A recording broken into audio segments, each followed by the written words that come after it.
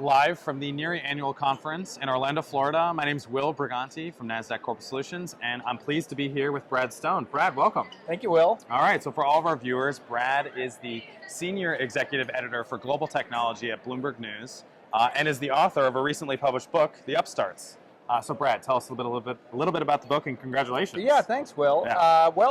This is the story of really the defining companies of this last wave in Silicon Valley, right? A wave propelled by smartphone penetration, wireless broadband, GPS, our real identities online. Yeah.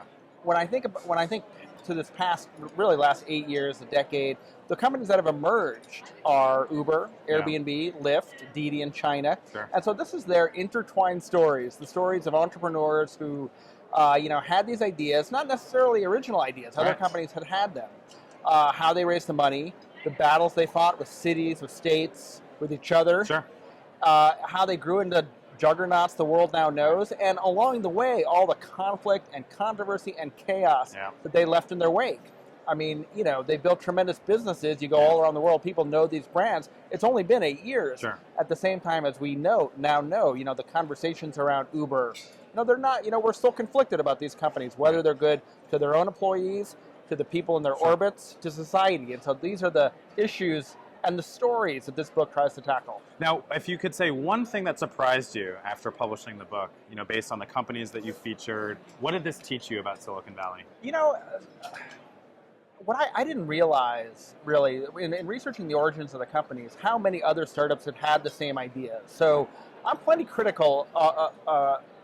I'm critical of these companies for how ruthless they were. Sure. How, in some cases, particularly on the ride-sharing side, they really did ignore rules and regulations, sometimes to the detriment of the safety of people in the cars. But, to go and look at the companies that had the same ideas, companies whose names you don't even know, and to see why they failed. They weren't relentless enough.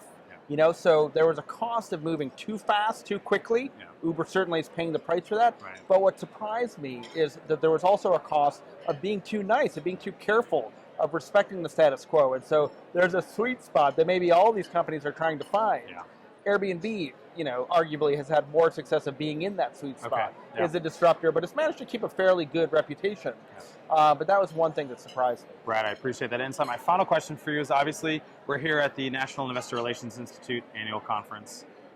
So financial technology, automation, machine intelligence, these are all buzzwords we're hearing around the conference. Can I just get a quick comment from you on those particular topics and how they're being implemented across the industry? To take a step back, what has surprised me is how resilient the status quo in the financial world has remained despite the internet, despite digital technology. The internet remains a great disintermediator of middlemen, of regulations and old institutions and many other aspects of our world. But financial services, obviously, digital technology has been a facilitator and an accelerator, but it hasn't really yet changed the structure of the industry. And so I look at things like Bitcoin and other digital currencies, the tremendous increase in asset value that we've seen there. Still not a lot of practical uses. It still hovers at an altitude above the head of people like me.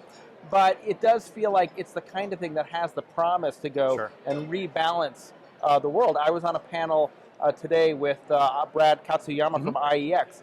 Another potential disruptor in the area of stock markets, just starting out. So we're going to see if some of these new businesses can kind of fulfill the disruptive promise of the internet and maybe create a little bit more disruption than we've seen in the past in financial tech. Great. Well, Brad, we appreciate your insight. Thanks for joining us here today at the Insight Studio at NIRI. Thanks, Will. All right. And that'll be it. Thanks so much for tuning in.